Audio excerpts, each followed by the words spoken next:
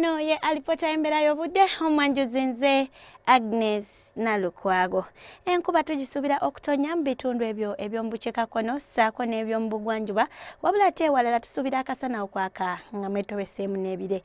Era nga kino tusuubira okuva ku mukubo gw'enkuba okuba nga gusenvudde ne gudda mu bukiikakkono ssaako ne mu bugwanjuba bw'eggwanga lyaffe ekiviirako enkuba gye tufuna mu bitundu ebyo.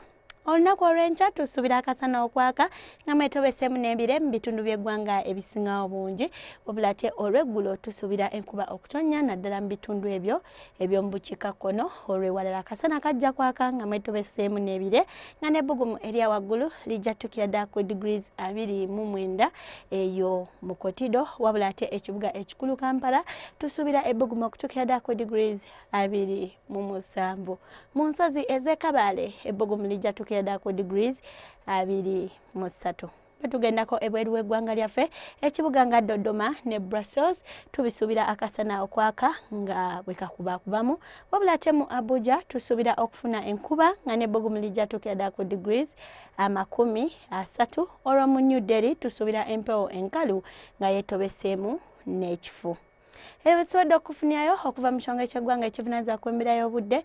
Sigala nga yeekumira ku TV yo, nze Agnes Nalukwago.